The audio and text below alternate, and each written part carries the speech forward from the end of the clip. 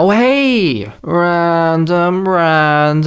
Was zum Fick ist schon wieder, Klein Timmy? Was ist schon wieder? Kannst du nicht mal einfach dich entscheiden, über was du Content machen willst? Nope. Anyway, reden wir doch mal heute über Back to the Future. Und die einen oder anderen würden sich fragen, muss man das wirklich bereden? Ja, tatsächlich. Nicht nur ist Back to the Future eine unglaublich beliebte Reihe und ein unglaublich beliebtes Franchise, was etwa sehr viel Nostalgie für viele hat und nicht nur einfach etwa zu einem der Must-Have-Filme aller Zeiten gehört, die man gesehen haben muss. Aber auch ist Back to the Future einfach spaßig zu bereden. Und ich wollte schon immer mal unbedingt ein Back to the Future Video machen. Also machen wir das doch mal. Doch über was könnte ich etwa reden, was nicht etwas schon besprochen worden ist? Die ersten zwei Filme wurden pretty much etwa überall gecovert irgendwann. Alle Film-YouTuber, die etwa wirklich eine große Sache auf sich halten, haben mal über die zwei Filme geredet. Sowohl im Positiven, im Negativen und was weiß ich noch was. Und da dachte ich mir auch für eine Weile, was soll ich überhaupt über diese Filme noch sagen, was etwa nicht gesagt worden ist.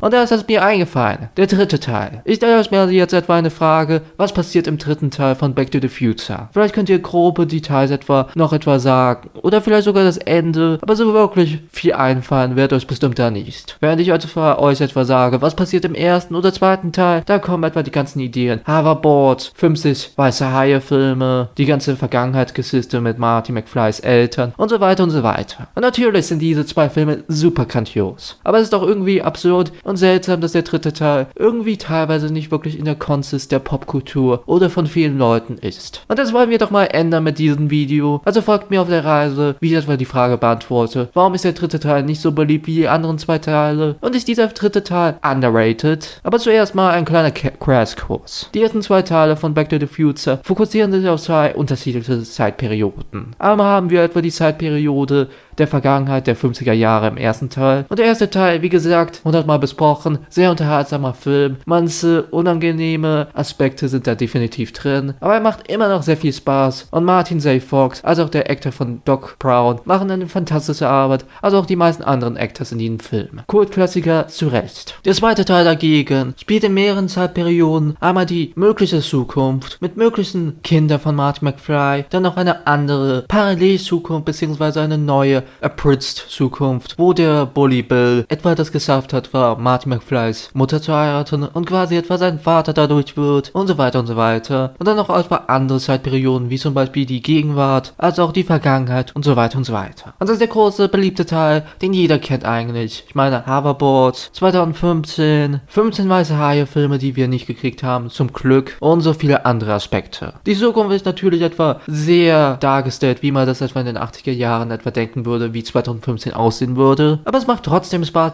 und es ist immer noch trotzdem kultig für einen Grund. Und jetzt zum dritten Teil. Der dritte Teil schließt genau an, wo der zweite Teil etwa aufgehört hat. Denn der zweite Teil hat etwa mehr oder weniger aufgehört mit einem Cliffhanger und hier sehen wir Marty McFly, wie etwa Doc Brown etwa helfen muss, wieder in die Gegenwart zu kommen, beziehungsweise in die Zukunft, wie auch der Titel sagt, zurück in die Zukunft. Doch was könnte das Setting nach etwa einer sehr futuristischen, aber sehr 80er Jahren orientierten Zukunft oder auch den 50er Jahren, wo viele Leute zu der Zeit vor Nostalgie für diese Zeit hatten, sein? Nun, ganz simpel gesagt, es ist der Wilde Westen. Und dann auf den ersten Blick mag es keine sehr schlechte Idee sein, den Wilden Westen als Setting zu nehmen. Immerhin bietet er viele Möglichkeiten an. Und irgendwie ist es given, wenn man so eine Zeitreiseserie oder hat, dass man irgendwann mal den Wilden Westen macht. Doctor Who hat das in den 60ern gemacht, als auch etwa in der neuen Serie mit Matt Smith. SpongeBob hatte mal eine Episode, die im Wilden Westen spielt. Aber so wirklich, egal wie gut die Qualität von diesen Episoden oder auch Filmen ist, heutzutage ist der Wilde Westen mehr oder weniger sehr, sehr unbeliebt. Für eine Zeit lang war der Wilde Westen etwa das Nonplusultra-Genre bzw. Art von Film, die eigentlich jeder etwa wirklich mochte. Was etwa heutzutage die Superheldenfilme waren früher etwa die Westernfilme. Doch nach einer Weile wurde das Publikum natürlich müde von den Westernfilmen und dann wurden die immer weniger gemacht. Und ich kann auf jeden Fall verstehen, warum er dieses Setting genommen hat, weil es etwa für Hollywood definitiv etwa ein großartiges Setting war, beziehungsweise das Nonplusultra für eine lange, lange Zeit war. Aber mittlerweile in den 80ern muss man sagen, niemand hat sich wirklich gejuckt für Western. Und das kann man auch definitiv auch heutzutage sagen, denn die meisten Western spielen jetzt nicht etwa so viel an der Kinokasse an oder werden zu Kultklassikern wie ein paar der damaligen. Und das ist auch wirklich die große Sache. Ich denke, Back to the Future 3 leidet teilweise an seinem Setting, dass es nicht etwa so popkulturell wurde wie die anderen zwei Teile. Aber heißt das, dass dieser Teil Teil etwas schlecht ist? Nun, es gibt viele Aspekte, die man an diesem Teil loben kann. Vor allem kann man eine Sache loben, beziehungsweise genau ansprechen, und zwar ist das der Film von Doc Brown. Wenn die anderen zwei Teile definitiv Doc Brown in prominenten Rollen hat, muss ich sagen, dass dieser Teil wirklich der Teil ist für Doc Brown als solches. Der erste Teil war sehr fokussiert auf die Eltern von Marty McFly und Martin McFly als solches. Der zweite Teil war wieder auch sehr fokussiert auf Martin und ist ein grandioser Protagonist, der natürlich etwa ein paar der stereotypischen Haken etwa mehr oder weniger hat. Also ist das wirklich etwa ein interessanter Shift, mal Doc Brown mehr in den Fokus zu setzen. Denn nicht nur kriegt etwa hier er etwa ein Love Interest im Wilden Westen, nein, es wird auch gechallenged, ob er wirklich etwas zurück will, denn er hat Liebe gefunden. Und klar, man kann mal sagen, das ist klischeehaft. Und ich bin auch kein großer Fan von dieser Trope. Aber ich muss zugeben, sowohl der Doc Brown Actor als auch die Schauspielerin, die etwa sein Love Interest gespielt hat in diesem Film, haben wirklich eine gute, sehr charmante und süße Chemie. Und das ist auch immer so eine Sache, wenn die Chemie passt, wenn die Dynamik passt, dann kann man da ein Auge zudrücken. Deshalb sind etwa die Amazing Spider-Man Filme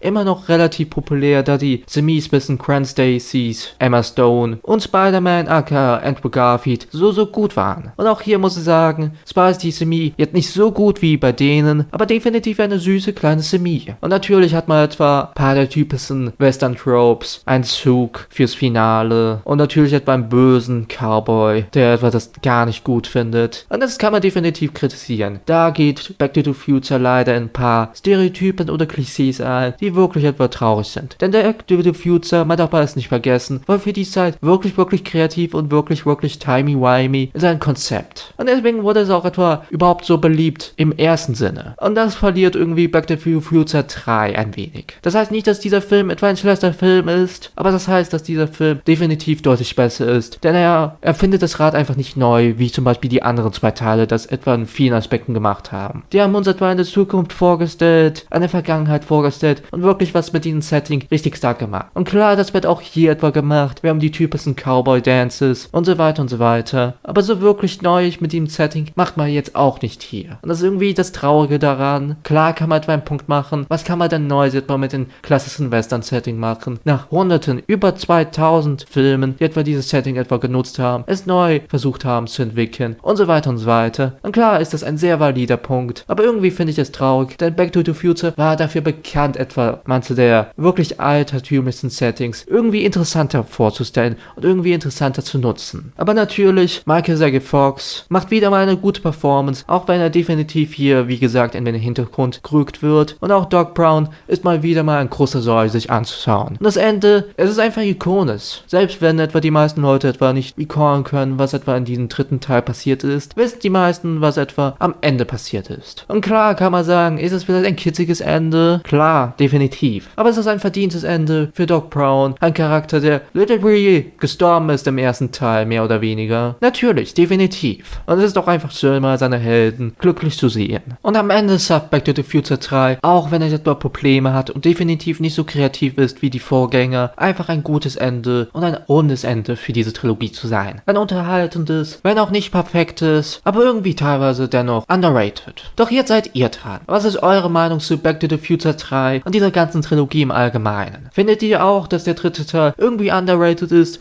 oder zumindest auch nicht so oft besprochen worden ist? Schreibt das auch alles gerne in die Kommentare. Das würde mich wirklich interessieren. Und was gibt es noch etwas zu sagen, außer wir sehen uns, bzw. hören uns beim nächsten Mal. Euer Random oder so ähnlich. Bye!